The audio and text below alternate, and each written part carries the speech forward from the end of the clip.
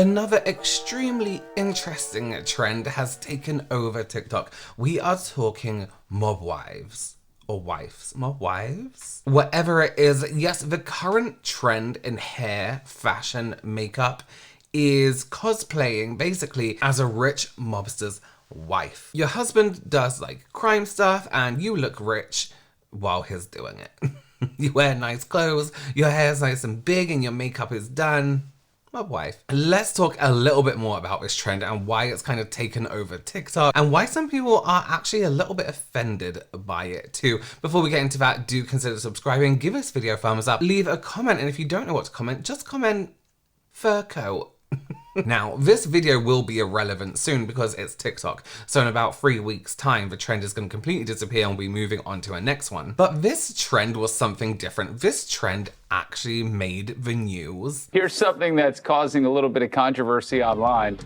It's the mob wife aesthetic. It's the latest TikTok trend. We're talking big hair, big sunglasses, lots of gold jewelry, faux fur coats, and lots of makeup. It's all about going over the top and setting my people back about 35 years. But some people, especially Italians, aren't quite happy about it. They say it's offensive and inappropriate to stereotype the culture. But again, it's TikTok, so we really shouldn't take TikTok trends to heart.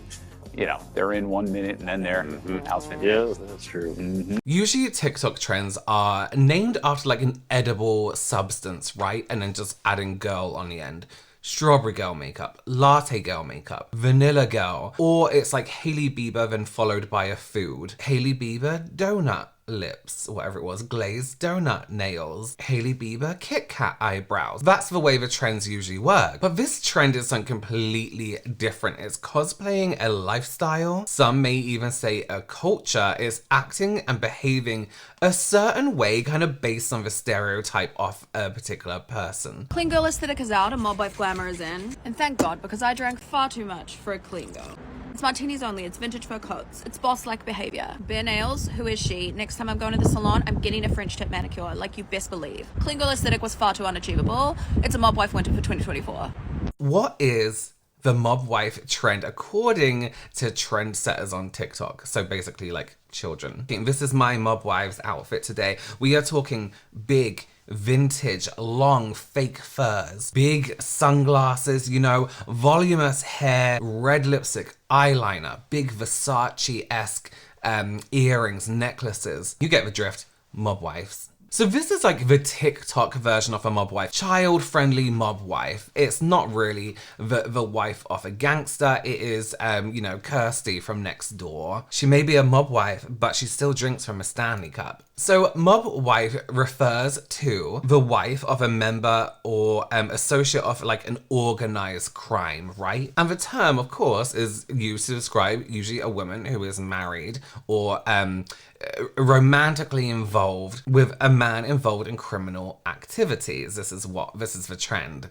This is what we're trying to be. But TikTok's making it out like mob wives' lives is like all glamorous and all. This is a thing as well. Like it might be glamorous being like a Hailey Bieber donut, but being a mob wife is challenging and they have to kind of like imagine being like a socialite, but also at any point the police can raid your house or your husband's life is on the line. Even your life could be on the line. Secrecy, loyalty, and even like potential legal consequences that you may not even know about. And that goes to say, in some cases, these wives may be aware of a lot of the criminal things that their partner does, but often not. So they're kept out of the legal things if anything bad should happen. And of course, some of you may be familiar, I've never watched it, but with mob wives, a form of mob wife has been made famous by the show Mob Wives, like on MTV, and also The Sopranos, which we'll talk about later. And you always see them, you know, getting into dramas, almost like Real Housewife-esque, but it's important to note that actually this lifestyle is completely like fictionalized for reality TV. Y'all do and wear what you want,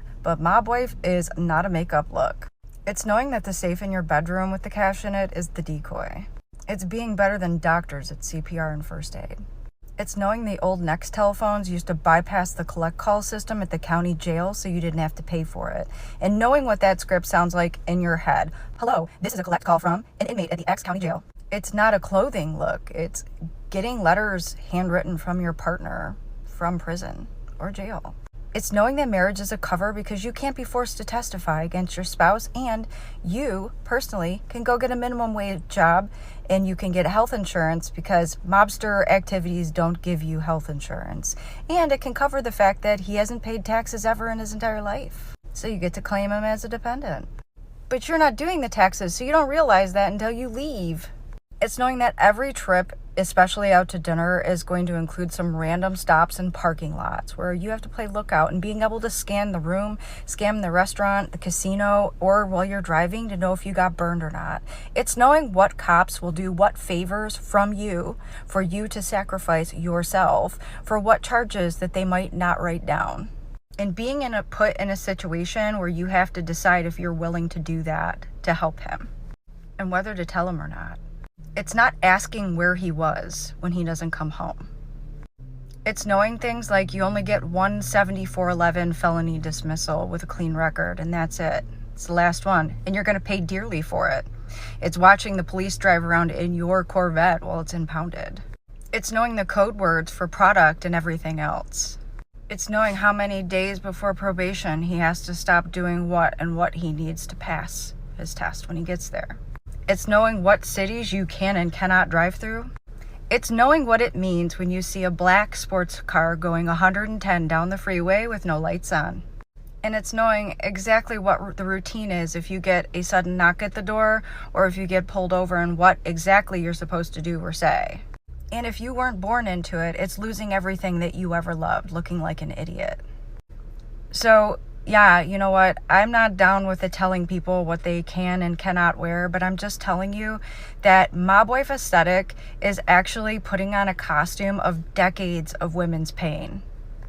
And I was one of them. This is something I spoke about briefly in my Uncanny Valley makeup trend. If you haven't watched it, go ahead and watch that. But let me just touch on this. This trend is causing people like emotional damage, right? They genuinely are taking it as a challenge to their character, their personality, their personas. They can't deal with the fact that, you know, but yesterday we were all strawberry girls, we were all vanilla girls, we were all like clean girls. And now, like most trends, especially on TikTok, it's completely changed. Now you have to do something different. You have to buy those new clothes. You have to buy that new makeup to achieve this look. Like, come on. We have had so many trends that involve fresh skin, slicked back hair, brows, you know, spiked up, all this perfection that actually isn't for everyone. It's very Glossier off them. Like, oh no, for this trend, you already have to have good skin. And although like every single trend was different, strawberry girl, vanilla girl, latte girl,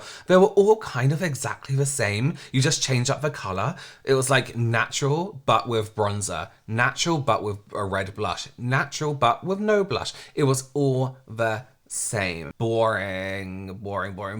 People just want more. Everything had to look really good, but using less product, which is actually impossible to do. If you ask a makeup artist on a shoot to do like natural skin, they will use more products to make it look natural on camera. It's difficult to do unless you have great skin already.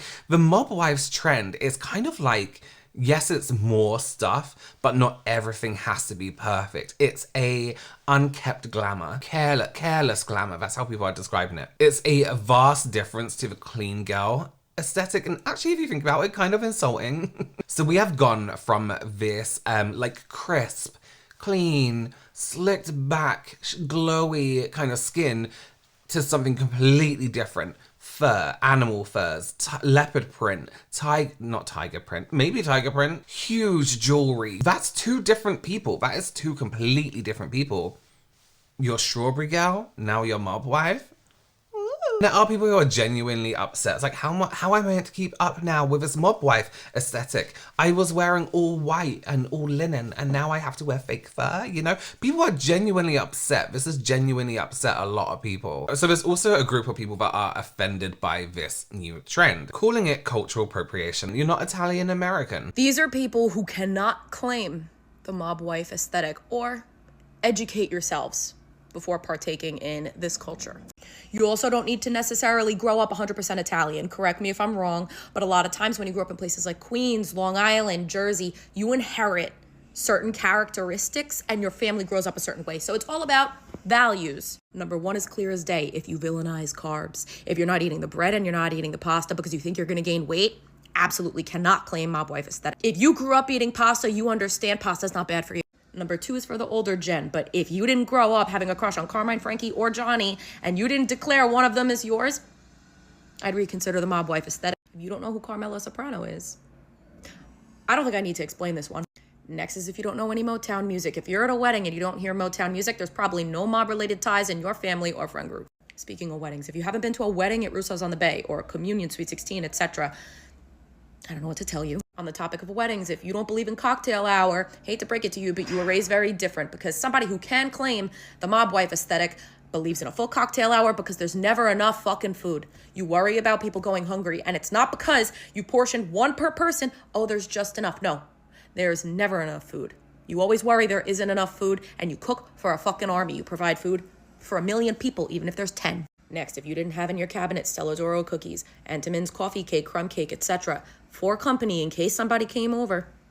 Next, if you've never had this national treasure pop up on your For You page, then your For You page is curated very differently than somebody who can carry the mob wife aesthetic. I trust everything this woman says. Next, and this is for people that especially aren't even Italian and supremely white, but if you go out of your way to correct somebody that's saying gabagool, mortadelle, prosciutto, gabagool, relax. Finally, if you've told a nonna that you were full and you left food on your plate and disrespected her like that, there's no hope for you. The mob wives aesthetic is going viral apparently, and as a Sicilian first-generation daughter of an immigrant, I would like to add some commentary to this conversation. Because while I know it's all in good fun, a lot of the videos that I'm seeing paint this caricature of what Italian culture is like, oh, if you haven't had someone who has been to jail in your family, or you don't have gravy on Sundays, like, then you're not an Italian. And, it's all in good fun, I understand, but I stayed with some family in Sicily last February. This is a picture of me and my great aunt, Zia Pierina, at her house in her kitchen. And there's a bowl of clementines there because what they do in Sicily is they eat everything that is local and seasonal. They don't eat gravy every Sunday, they just eat what's in season and locally available. But the one thing I really want to highlight more than anything is that even in the smallest mountain town in Sicily where my family lives, there are no gender roles there. Everybody cooks, everybody cleans, everybody helps each other out. Like, childcare is done by all. Like, there's no gender roles. They're so progressive without even having to state it. That's obviously not the case with like these soprano type tropes that you see today. The reason why I think that is because, you know, when people immigrate here, they take their ideas of that time and then they kind of like stop learning. They kind of stop evolving. At least that's the case in a lot of Italian cultures, which is why that more like old school Italian whatever, like that's what's popular. I'll prove this point quickly by showing you a video that I took of one of my cousins when I asked him, what's one thing that you want to say to Americans? Dovete eliminare la pena di morte. Pena di morte basta. Non è democratica l'America, non c'è democrazia. What he just said was the unalive penalty in America is not democratic and we should not be using it. Like I said, my family lives in a small, remote mountain town. Population, maybe 2,000. So enjoy the mob wives trend, enjoy the resurrection of Sopranos, but just know if you ever take that behavior to Italy, people will think you're a little weird. I have to say, as someone from England, I have no idea what this Italian-American lifestyle is or what kind of person that kind of person is. I've watched Real Housewives of New Jersey, but that's as far as my knowledge goes. One thing we have to remember about TikTok is it's taken a few steps back to where we were in terms of YouTube timeline. There's a lot of lack of care for everything, basically. They may celebrate beauty influencers that us as a YouTube audience grew tired of for reasons that are very much correct, you know? They certainly pick and choose what parts of being offensive is offensive and what isn't. Let me give you this example, right? Like this whole, if you're not familiar with this whole situation that happened with Pink Honey. Pink Honey is a brand from the UK and people were calling them out for not being inclusive in their events and marketing, things like that. And some of these people that were calling them out, not that they were incorrect to do so, like rightly so, but some of the people that were calling them out still go ahead and use a brand like P. Louise where the the owner quite literally used the N-word and then said it's okay because I have black friends. Like, you can't pick and choose. That kind of thing. TikTok has definitely took us a few steps back. Now, I mentioned The Sopranos earlier. This I don't know how this has kind of filtered down and become a huge TikTok trend. HBO, we're talking like TV now, kind of started this trend. It is the 25th anniversary of the show The Sopranos, which I've never watched. Should I watch it? I like stuff, I could watch it. So HBO kind of reached out to these Italian-American content creators to do this whole mob wife transformation TikTok moments, you know? So they would transform from like their usual vanilla girl, whatever it was, into mob wives. So big hair, bouncy hair, lipstick, and the fur coats, everything like that, looking amazing while they're doing it. But this, of course, caught the attention of beauty TikTok, and then everyone started to emulate that trend. They were replacing their tinted lip balms now with full-on red lipstick. Listen, I personally like the idea that people are getting into wearing more makeup if they want to now. It doesn't always have to be a different trend. We don't have to name every trend, because there's people that walk around wearing this kind of makeup every single day and have done since the early 2000s, you know what I mean? One day TikTok is going to slow down and it's going to do this, and it's doing and has done and will do the same kind of round trip that YouTube has done. Let me know what you think of this trend down below in the comments. Is it offensive? Is it just a bit of fun? I would love to know your opinion. Thank you so much for joining me. Do consider subscribing, give this video a thumbs up, and I will see you very, very soon. Bye.